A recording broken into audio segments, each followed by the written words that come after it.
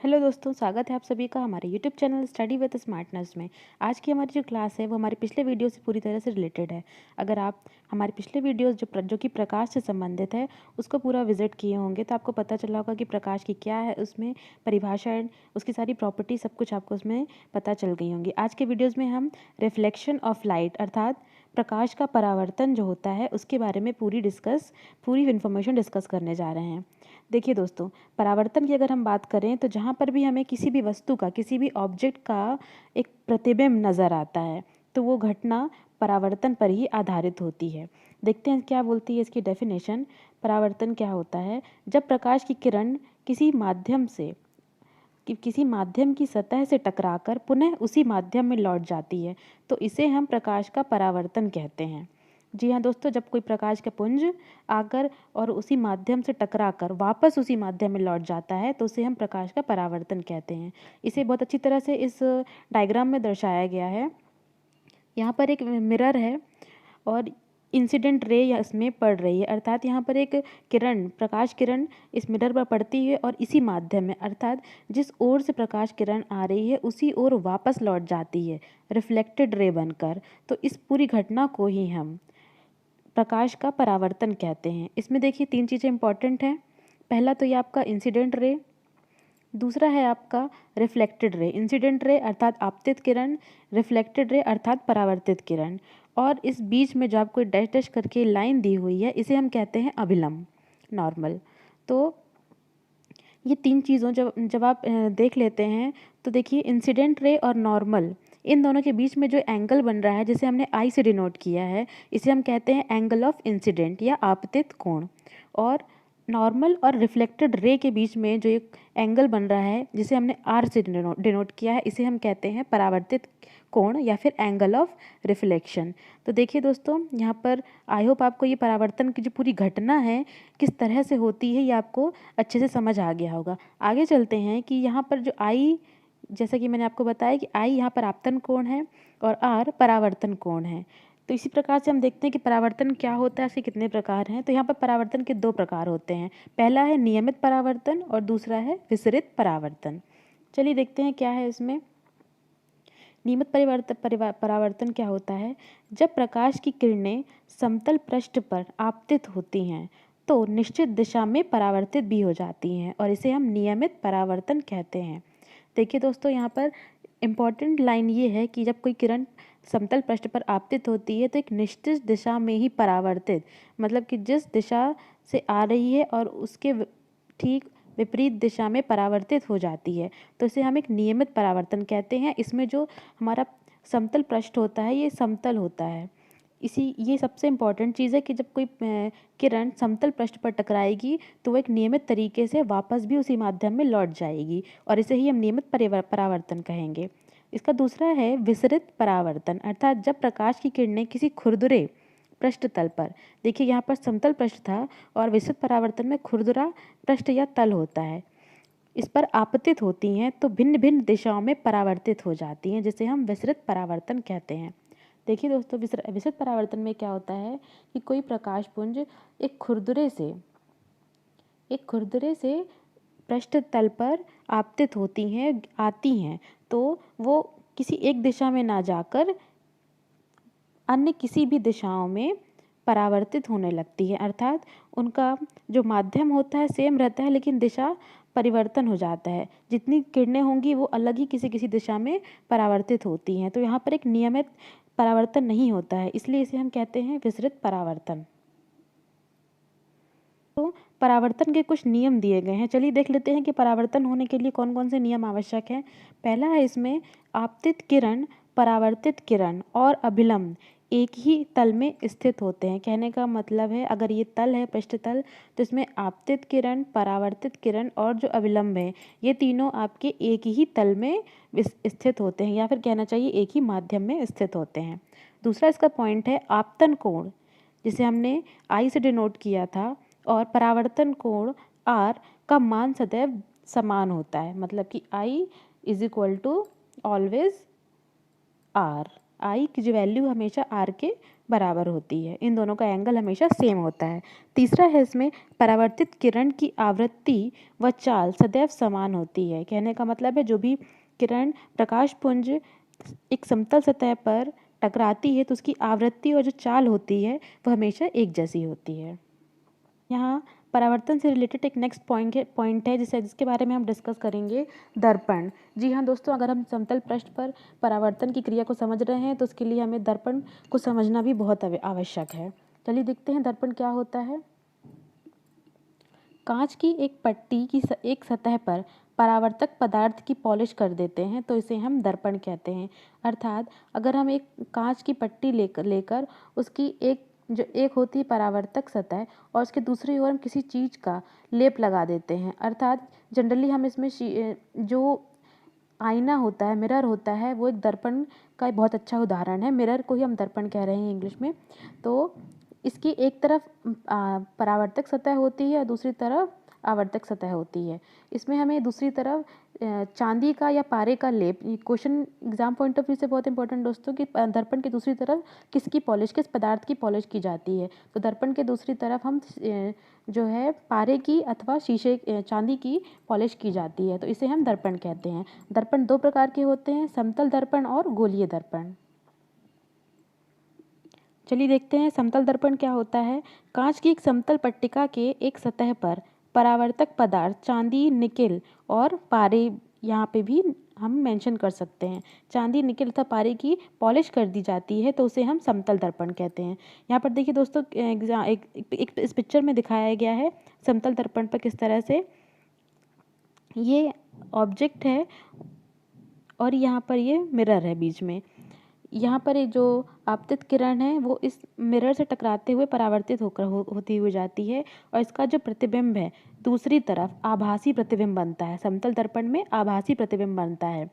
तो इस तरह से दर्पण की चिकनी सतह है ये आपतित किरण और ये परावर्तित किरण, और यहाँ पर इसका आभासी प्रतिबिंब बन रहा है। दर्पण का गोलीय दर्पण, कांच के खोखले गोले के एक भाग की एक सतह पर एक परावर्तक पदार्थ की पॉलिश कर दी जाती है तो इसे हम गोलीय दर्पण कहते हैं। गोलीय दर्पण दो प्रकार के होते हैं, अवतल दर्पण और उत्तल दर्पण।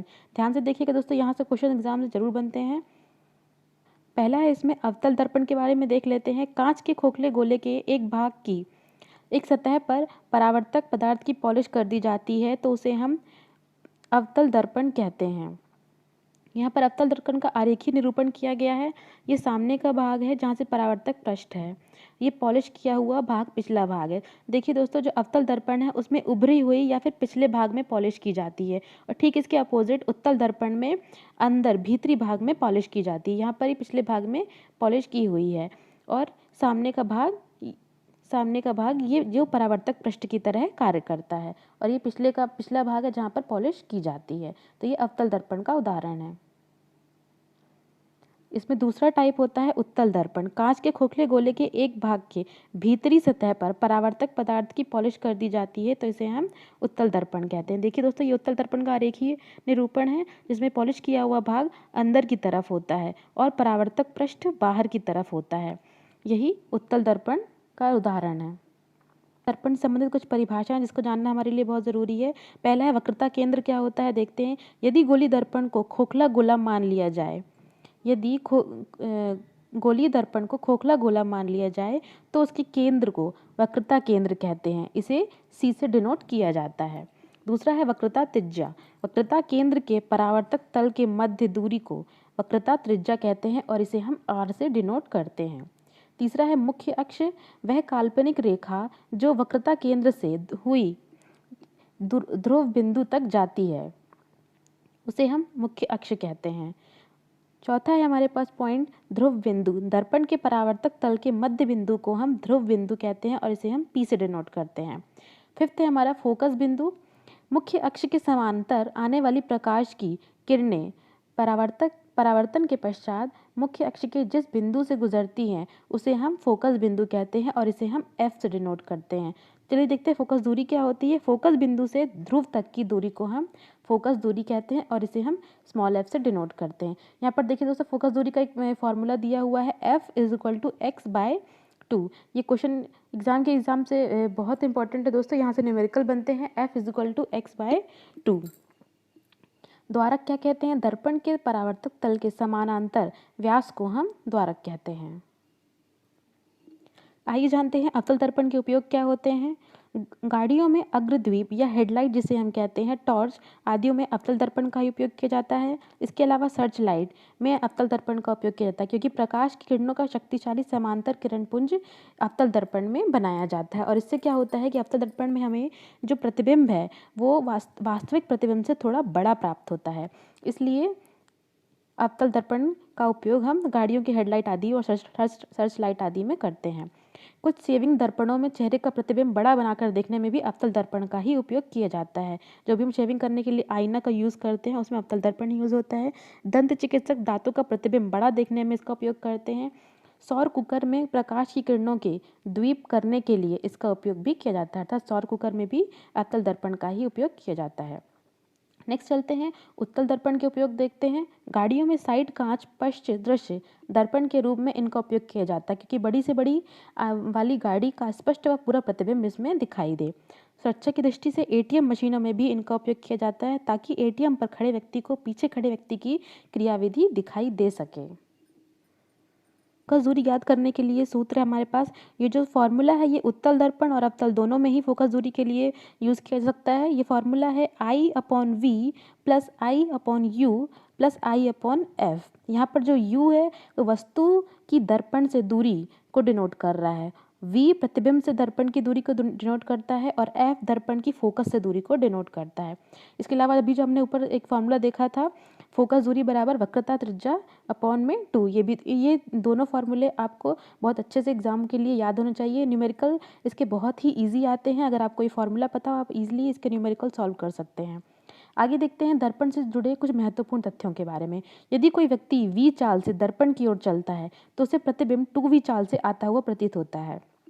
देखिए दोस्तों, यहाँ से न्यूमेरिकल ही बनता है कि यदि कोई व्यक्ति V चाल से सपोज 4 किलोमीटर प्रति घंटे की चाल से दर्पण की ओर चलता है तो उसका प्रतिबिंब उसकी तरफ कितना किलोमीटर क्या कितनी चाल से आता हुआ प्रतीत होगा। तो हमें यह हमेशा डबल या दोगुना चाल से आता हुआ प्रतीत होता है। नेक्स्ट पॉइंट है, शीशे के पीछे चांदी या पारे की सतह परावर्तक सतह का कार्य करती है। हमारा थर्ड पॉइंट है, समतल दर्पण में पूर्ण प्रतिबिंब देखने के लिए दर्पण का आकार वस्तु के आकार का कम से कम आधा होना आवश्यक है। मतलब कि यदि हमें अपना पूरा प्रतिबिंब दर्पण में देखना है तो उसके लिए जो दर्पण की साइज़ है वो हमारे साइज़ के कम से कम आधी होनी चाहिए। यदि दो समतल दर्पण 0 डिग्री कोण पर रुके हैं तो उनके मध्य रखी वस्तु के बनाए हुए कुल प्रतिबिंबों की संख्या जो होती है वो 360 डिग्री अपॉन में जो 0 डिग्री हमारे ऊपर है और माइनस में 1 चलता है। ये एक फार्मूला है कुल प्रतिबिंबों की संख्या निकालने के लिए। यहाँ पर अगर दो समतल दर्पण 0 डिग्री पर रुके हुए हैं तो अपॉन में 0 आएगा, या फिर जितने डिग्रीज में रुके हुए हैं वो डिग्री नीचे आएगी। इस प्रकार समकोण पर अगर दो दर्पण झुके हुए हैं तो उनके मध्य वस्तुओं द्वारा बने प्रतिबिंब 3 प्रतिबिंब बनते हैं। ध्यान से देखिएगा दोस्तों, अगर समकोण पर 2 दर्पण हैं तो उनके बीच 3 प्रतिबिंब बनेंगे। वहीं अगर समांतर दर्पण रखे हुए तो उनके बीच जो रखी वस्तु है उसके अनंत प्रतिबिंब बनते हैं। एग्जाम पॉइंट ऑफ व्यू से ये तीनों चीज़ें बहुत ही इंपॉर्टेंट दोस्तों, यहाँ से क्वेश्चन बनते ही बनते हैं। पहला तो ये कि अगर कोई डिग्री कोण आपको बता दिया जाएगा कि दो समतल दर्पण इस डिग्री पर झुके हुए हैं तो उसके बीच कितने प्रतिबिंब बनेंगे। दूसरा है कि अगर दो दर्पण समकोण पर झुके हुए हैं तो उनके बीच 3 प्रतिबिंब बनते हैं। और तीसरा है यदि समांतर पर रखे हुए हैं तो उनके बीच अनंत प्रतिबिंब बनते हैं। ये तीनों क्वेश्चन बहुत अच्छे से देख लीजिएगा और बनाने में उपयोग किया जाता है। एग्जाम पॉइंट ऑफ व्यू से ये चीज़ें भी इंपॉर्टेंट है, तो इसे पढ़ना हमारे लिए बहुत ज़रूरी हो जाता है। कि पहला जो है बहुरूपदर्शी या फिर इसे कहते हैं हम कैलिडोस्कोप, इसको बनाने में भी समतल दर्पण का उपयोग किया जाता है। तो इसमें कैलिडोस्कोप में क्या होता है देख लेते हैं। इसमें समान लंबाई व समान चौड़ाई के 3 दर्पण होते हैं जो कि 60 डिग्री कोण पर बनाकर लगाए जाते हैं। तो यहाँ पे ये दो चीज़ें बहुत इंपॉर्टेंट है कि जिसमें 3 दर्पण होते हैं और वो तीनों आपस में 60 डिग्री का कोण बनाते हुए सेट होते हैं। दूसरा इसका यूज़ होता है परिदर्शी या फिर पेरिस्कोप बनाने में। इसमें 2 समतल दर्पण होते हैं, यहाँ पर 3 दर्पण होते हैं और यहाँ पर 2 समतल दर्पण होते हैं जो कि आपस में 45 डिग्री कोण पर स्थित होते हैं। इसके अलावा युद्ध के जो समय जो बंकर में छिपे हुए सैनिक हैं उन्हें दुश्मनों को देखने के लिए भी हम पेरिस्कोप का ही यूज़ करते हैं। यहाँ पर पेरिस्कोप का ही यूज़ किया जाता है। पनडुब्बियों में भी पेरिस्कोप का ही यूज़ किया जाता है। आई होप दोस्तों आपको आज की वीडियो अच्छी लगी होगी, पसंद आई होगी, क्योंकि ये video exam point of view से बहुत ही इंपॉर्टेंट है। इसे पूरा देखने के लिए आपका बहुत बहुत धन्यवाद। मिलते हैं अगले वीडियो में कुछ नई जानकारी के साथ। तब तक के लिए धन्यवाद।